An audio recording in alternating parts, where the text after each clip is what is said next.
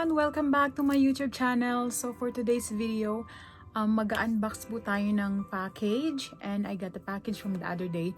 Pero po nawalan po ko ng oras mag-vlog. So ngayon lang po ako nagkaroon ng chance na i-vlog about this one. So konting trivia lang po.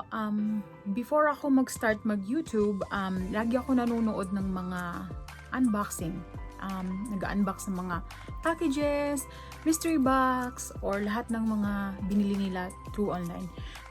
Kagaya ko ngayon, I just bought this makeup organizer since marami akong natanggap na makeup nung Pasko. So, since wala na akong space, kasi maliit lang yung, hindi talaga ako mahilig bumili ng makeup. Maliit lang yung drawer ko ng lagayan ko ng makeup. Sabi ko, ba't hindi ako bumili, diba?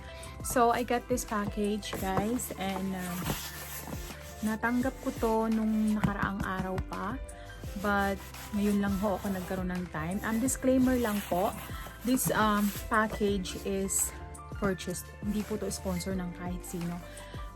Binili ko po to ng sarili ko. So, let's see guys, tingnan natin kung maganda ba yung makeup organizer na nabili ko. Ito yung example niya, ipapakita ko dito sa screen. So, yun po, tingnan na lang po natin kung ano yung tsura niya. So, tingnan natin guys kung anong laman nito and then i-assemble natin siya, kung madali ba siya assemble. Kasi sabi dun sa video na nakita ko bago ko to bilhin, super easy lang siya assemble. Pwede mo siyang gawin kahit anong gusto mo or kahit ano, depende kung gaano kalaki yung makeup na ilalagay mo. So, we'll see. So, ayan guys, pasensya na kayo sa background kasi nandito ako sa basement. Medyo makalat pa yung lahat ng mga Christmas namin, mga pambalot sa Christmas. Kasi dito ako nagbabalot. May table kasi dito. So, super easy magbalot kapag may table. And parang napaka-comfortable kasi mag-isa lang ako dito. So, ayun na guys, umpisahan na natin tong buksan.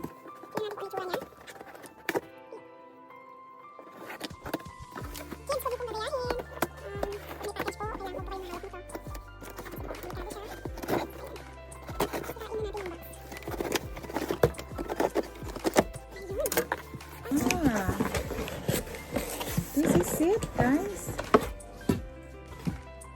So, ito guys yung itsura niya. Ayan. Tingnan ng maigi. So, ayan po. Yan yung kanyang itsura. And then, this one. Maganda siya.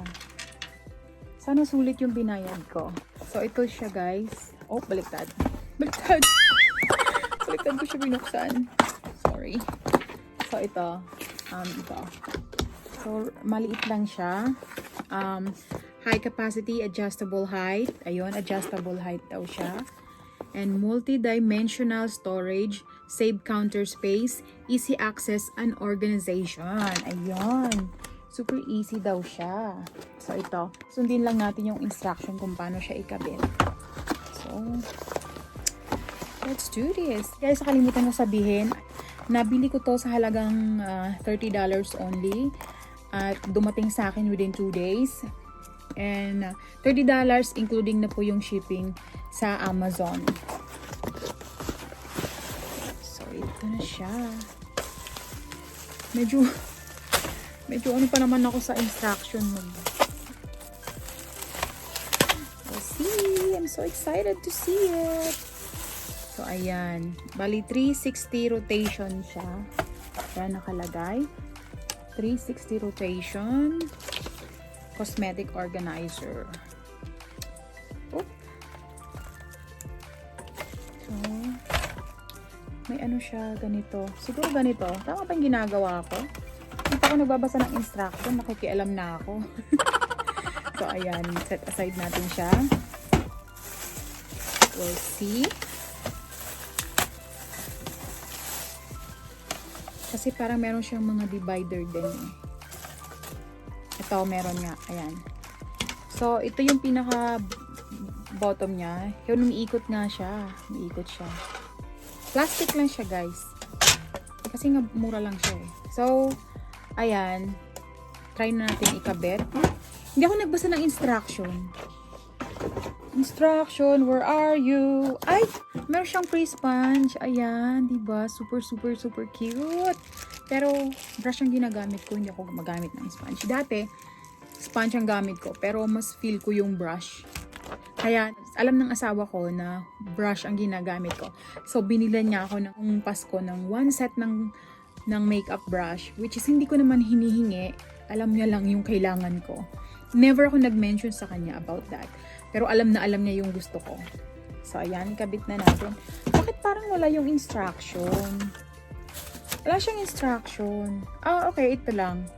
So, ayun, ikakabit daw muna yung una. Nakikita niyo ba, guys? Wala siyang lock. Okay. Ang height niya is 31 cm and then wide is 23 cm. So, parang walang lock. Meron bang lock? Ah, okay. I think I got it here somewhere. Pasensya na. Hindi ako nagbabasa ng instruction. Basta lang ako nagbubuting-ting. Ano to? Para saan to? Oh, okay. I think it's for a lock. So, immobilize joiners with rubber rings. Ah, okay. So, ilalagay pala tong rubber rings dito sa para kasi pag hindi mo siya ilak, matatanggal siya agad, di ba? Pag hindi mo siya ilak. So, ayun pala. So, what I'm gonna do again? Tanga. Insert one of two partitions into the base plate. And then, insert the other partition into the base plate. So, ayan. I-insert daw muna natin yung una. And then, next one. Nag-assemble. And then, immobilize the bottom 4 joints with rubber rings. So, i-turn natin siya upside down. Alam ko ba yung pinagagawa ko? Sorry. So, I guess ilalagay lang yung bakit kasi malabo, hindi siya ganun nakikita yung instruction niya, guys. Ayan o, hindi ko siya ganun nakikita. So, mahirap siya sundo. Siguro, ilalagay ko lang siya. Ayun. Ah, okay. Ayan, inilagay ko lang siya. See, ganun na siguro. Bahala na.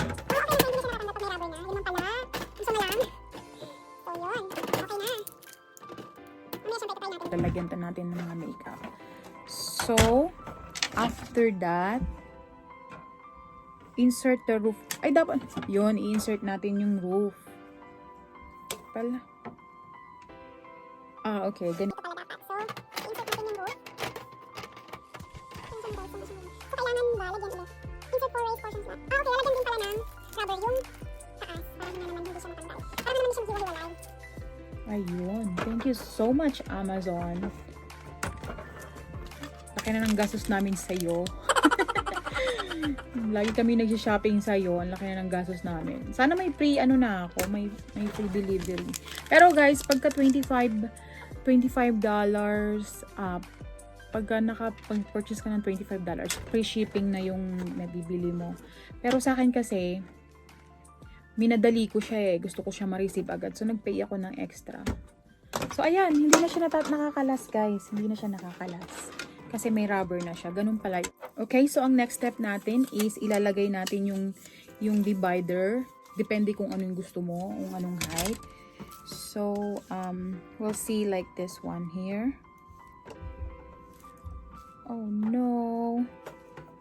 How can I do this? Ayun. So, ganyan. And then, ilalak mo ulit siya dito ng rubber. For example, like that. Ayan. Para hindi siya maghiwa-hiwalay. Super easy lang pala siyang gawin. And then, siguro try natin dito sa baba yung isa.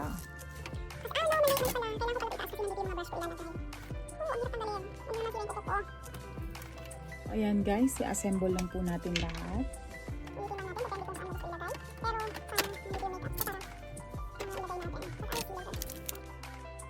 A few moments later. So, ayun guys, kinuha ko yung mga essentials ko na makeup, yung madali lang ilagay, kasi yung iba kasi nakabox pa. So, first, ilalagay natin yung mga brush. Siguro ilagay na lang natin siya dito. Pero, kailangan kasi naka-organize eh. Marami pa akong brushes. So, yung mga matataas ito, I use this every day, like 3 times a day. Pagising sa umaga, after I wash my face, I use this one. Yan, para sa mga...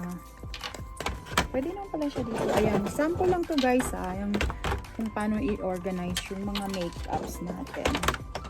So, ayan, para sa mga face. Ayan siya, nakikita nyo. I hope nakikita nyo na maayos. And then, nalagyan natin siya ng mga... Nalagyan ko ng perfume. And then all the brushes na ginagamit ko every day. Like this one here. Brush. Ayan siya. And all the mascara and everything. Including lipstick. Nandyan siya. So, let's see. And then I got this also from Maybelline. Ilalagay natin siya on the top. And then, ano pa ba yung mga bakante? Ito, put there. It's only example, guys. Kunyari lang to. Hindi pa to yung final. And then, another lipstick. Kasi kailangan ko siyang i-organize. And I got my serum. Rose All Day Serum. So, ayan. Ganyan lang siya kunyari. Organize. Organize. Organize. Brushes. More brushes. Ayan, pwede na siya. Almost makeups and everything. Kunyari lang ko hindi ko final guys, kasi talagang technique ko siya i-organize. Kumuha lang ng mga essential na makeup ko.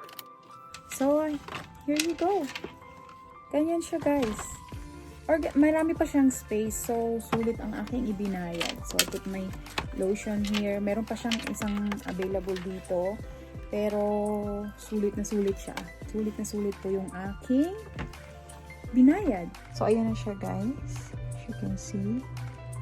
Ayan. Super, super cool siya. So, I like it. So, ayun guys. Sana nagustuhan niyo yung video ko for today. And thank you so much for watching. I hope you enjoyed watching, and don't forget to like and subscribe my YouTube channel. Thank you for watching. Thank you for all the support of all my video, and Happy New Year to everyone.